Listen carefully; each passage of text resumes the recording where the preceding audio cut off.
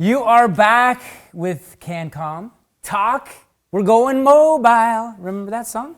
Mobile. With Ron and Paul, CEO and Vice President on the couch right here. We're talking mobile security services and what are the benefits of having mobile security? Having a trusted provider show up at your house or your business and protecting your asset is visiting it when it's required, whether it's an alarm or there's a flood, B&E, anything like that. You want a verification of what happened, a document of what took place, and provided back to you as evidence as to this is what we found. What corrective action would you like us to take? Well, so there's always a report back to the client. Yes. I was just going to ask, how do I know it's effective? How do I know it's actually happening? Yeah. And the reason for that is because, you could go back, 10 or 15 years. You always depended on the local police service to do that. But you can't now because almost everybody has an alarm, which drives up your false alarms. So the police have rightfully said, we aren't going to respond to this type of activity anymore because the priorities are other things, medical situations or real, serious situations. So mobile response is a service and an option that benefits a lot of people who are away a lot, or maybe sometimes they're home when this happens. Yeah. It provides peace of mind that somebody is coming that is trained, has the technology to record what's happening and to follow up with any actions taken afterwards. It seems so needed. I would definitely apply for one of these for sure. Can these services be used for large special events? Yep. You can implement mobile security pretty much anywhere, and again, it's a cost-effective way to get away from having ongoing security presence where it may not be required 24/7.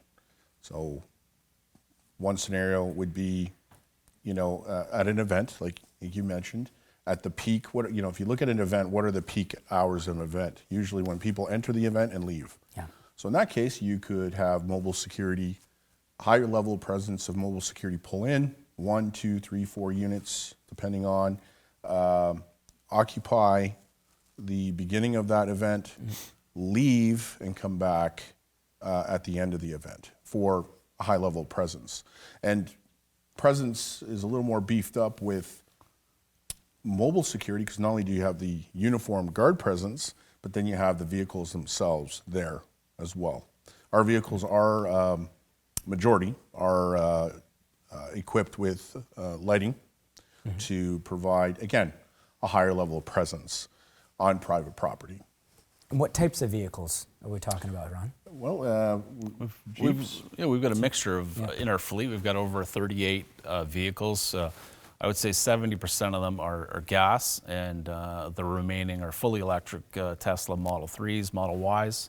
Why electric? It's a great contribution to lower our carbon footprint. They're extremely quiet, and they've lowered our operating costs significantly. So they're also pretty cool and fun to drive. So that helps us attract, the younger generation that are really technology savvy, or that's their interest.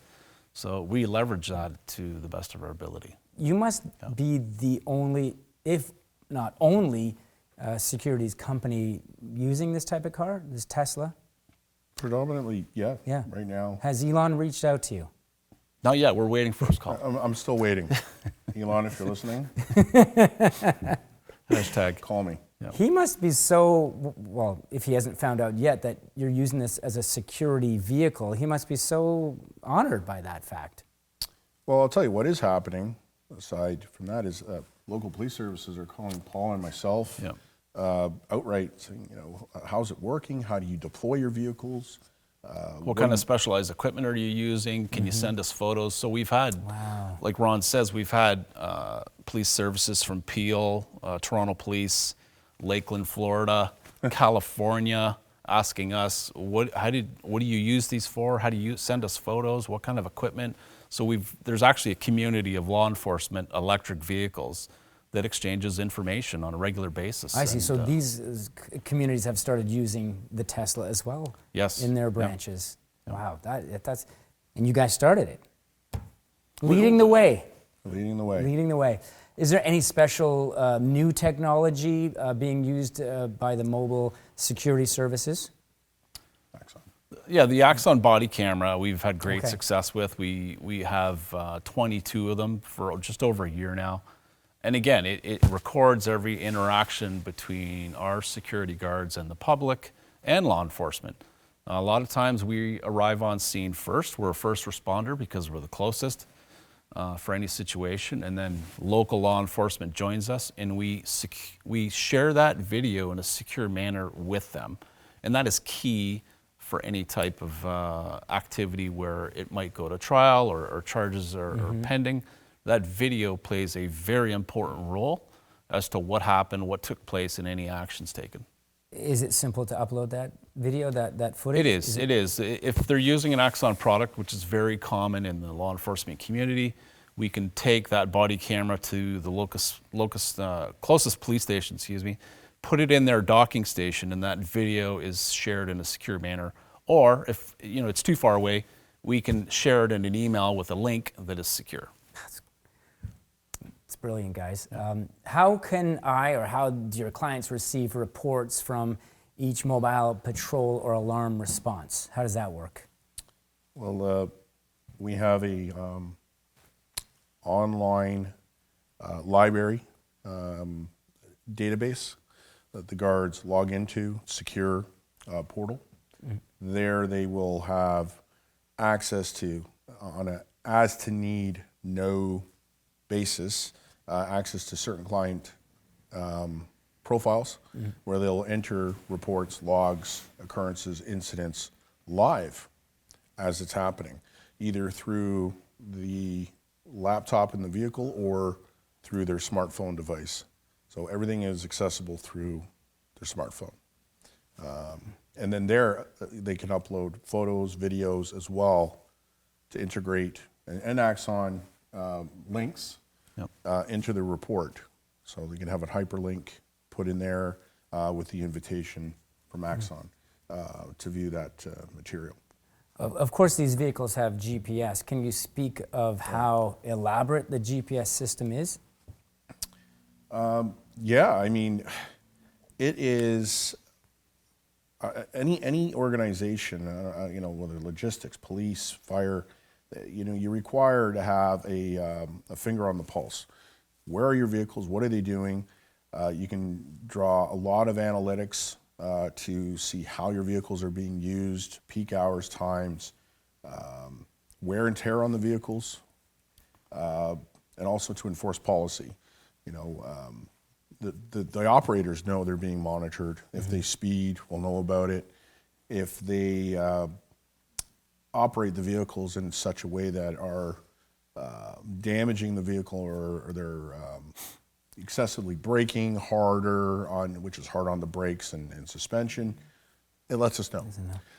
Each driver gets its own profile.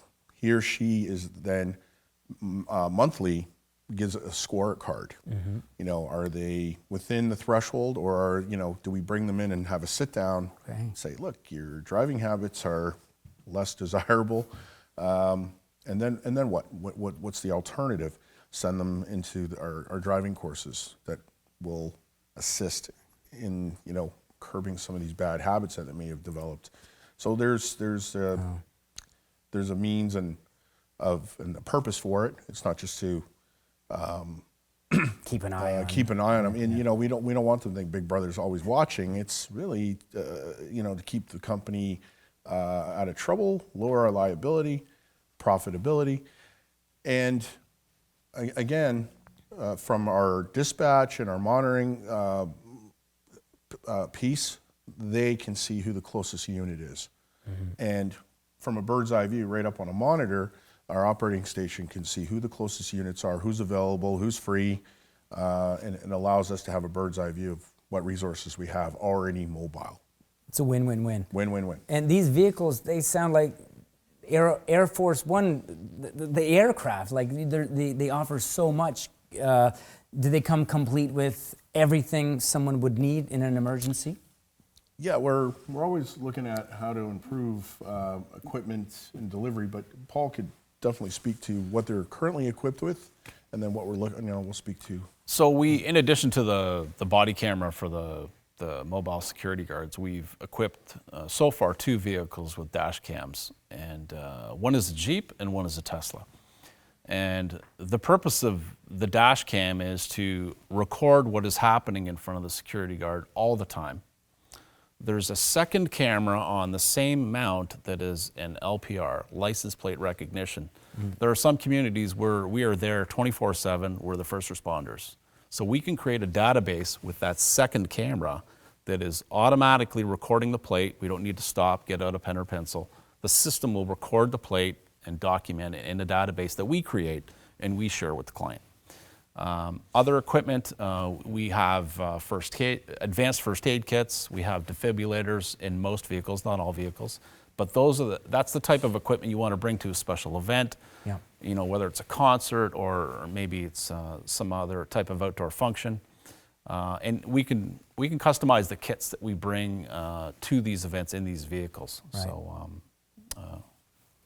there's more. In addition to that, we're outfitting and training the staff to service minor repairs on home alarm systems.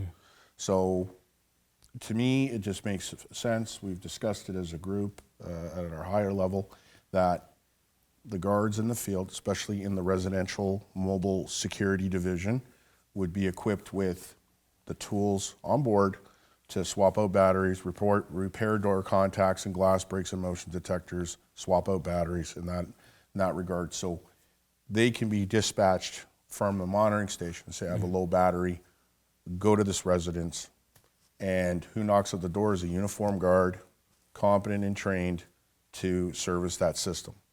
So our service technicians are no longer just the service technicians that we use to install and maintain the systems. We've expanded that into our guard force now. So everybody's interchangeable to a point. You know, we're not going to use guards to come in and pull wire and do massive installations, but to repair minor defects, absolutely. Why not? And that just increases our ability to service the client that much better. And reduce the downtime as much as possible. Yeah. Yeah. For sure. A lot of multitasking going on. Are your vehicles equipped with GPS tracking? Yep. Yes. Yes. The Teslas have their own GPS tracking, which is through the app that we look at from time to time. But we also have added a secondary GPS, like Ron mentioned. It gives us real-time display of speed, location, how long has the vehicle been static for, has it gone into an accident, has it not moved for a certain amount of time. There's a lot of analytics that we utilize and leverage to our benefit for the safety of the security guard, but also for the observation from our 24-hour operations center, where we want to know where the closest cars are to the alarms. It's basically the supercar of the future, thanks to you guys. And we're continuing to learn what Cancom has to offer. More to come on the next Cancom Talk.